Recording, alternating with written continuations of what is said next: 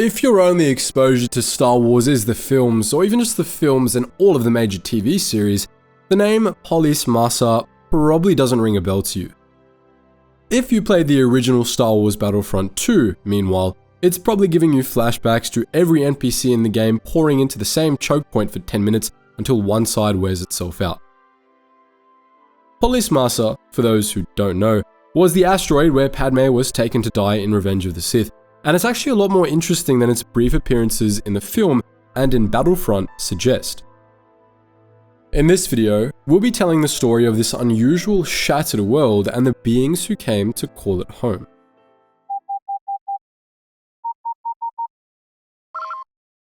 Attention, Sergeant on deck! Polis Massa was located just off the Hydian Way in the Subterrel sector, a remote part of the Outer Rim with few visitors and few systems of any significance. The Subterrel sector was the arse end of nowhere, far from the borders of the Republic and the CIS. Subterrel was pretty much the only planet in the entire region with any significance, and that was an obscure mining world. If Subterrel sounds familiar, that's because it was also mentioned in the films. In Attack of the Clones, Dexter Jettster said he was prospecting on Subterrel when he last encountered Kallidahins. Polis Massa was even more remote and obscure than Subterrel, as was the original homeworld of the people who called the system home.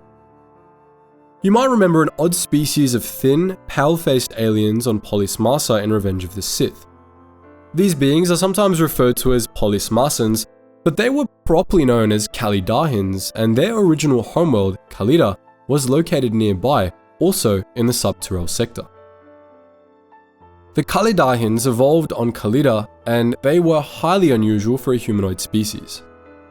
They were cetaceans, which means they're most like whales, and they had some traits that pointed to an aquatic origin.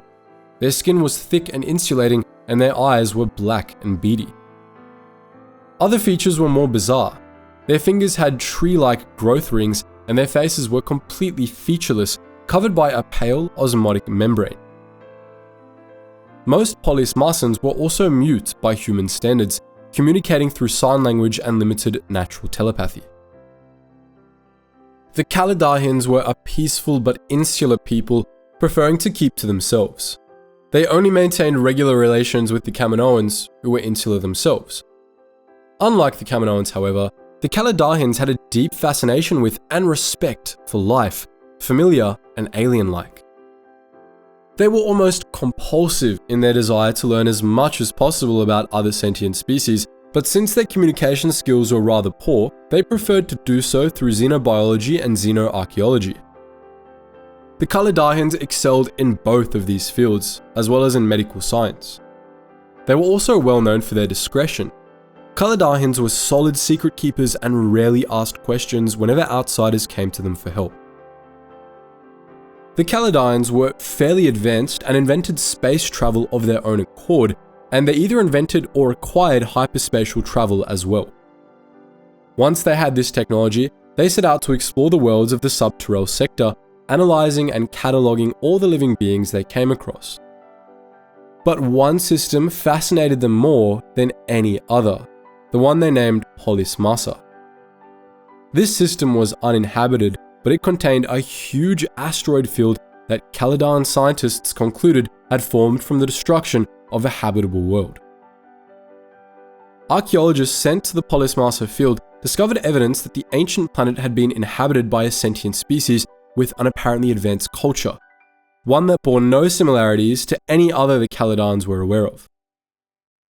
The Kallidahins were intrigued, as anyone would be, and in around 600 BBY, they established a settlement on the largest asteroid in the field, Polis Massa proper, the Polis Massa research base. From this initial settlement, the nature of the archaeological expedition grew, and by 519 BBY, the entire Kallidahan species had moved to Polis Massa to participate. They remained there, performing extensive surveys of the asteroids one by one for centuries.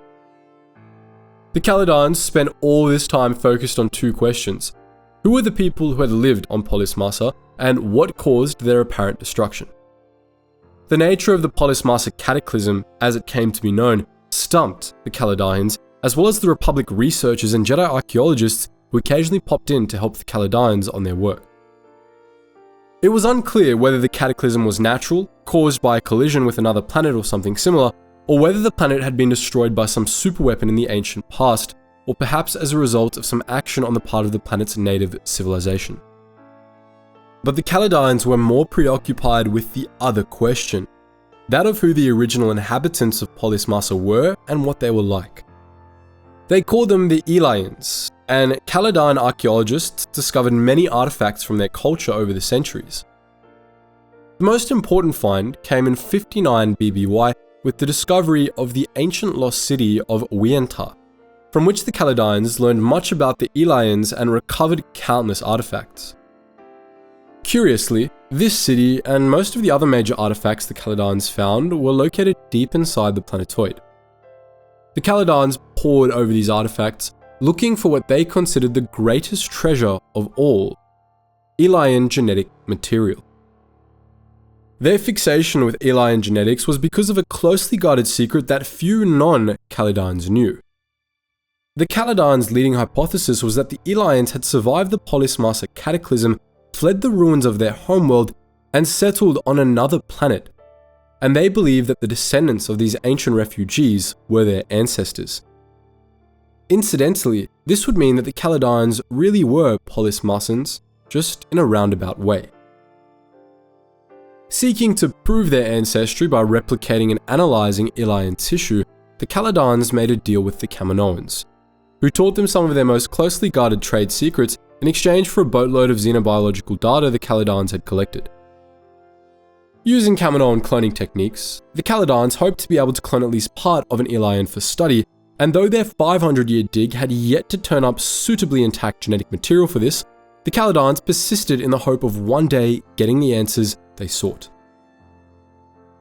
For the most part, the Kallidahns kept to themselves, and since Polis Massa was far removed from anything even remotely significant, they were generally allowed to do so. Ostensibly, they were allies or at least friends of the Republic and the Jedi, but their interactions with both orders were minimal. They stayed out of the Clone Wars, as the Subterrel sector was beyond the borders of both the Republic and the CIS, and their obscurity kept them safe from the ravages of the conflict. But they became mixed up in galactic scale events just a day after the Clone Wars ended, when a Jedi ship fleeing Mustafar arrived on Polis Massa seeking medical aid for Senator Padme Amidala.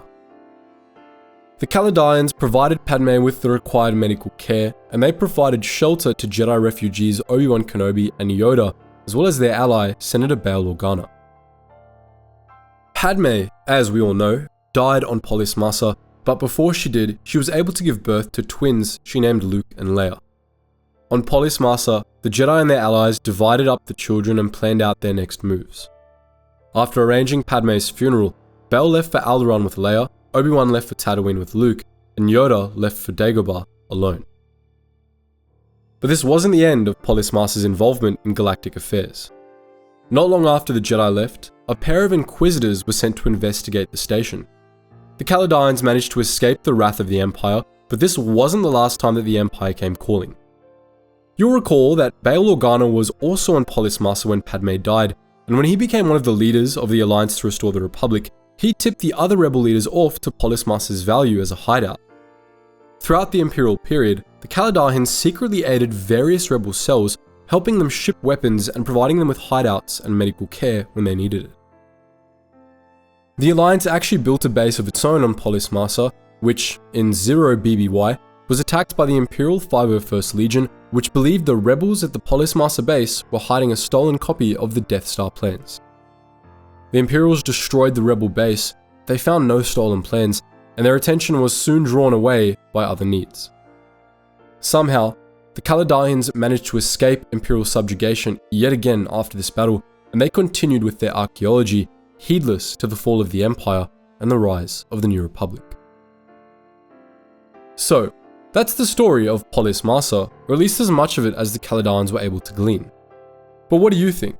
Are there other mysterious planets you'd like us to make videos about? What do you think of Polis Massa and the Kallidahins? Did you enjoy playing this level in Battlefront 2? I know I sure did. So let us know all that and more in the comment section below, and as always guys, thank you so much for watching, and I hope to see you in the next video.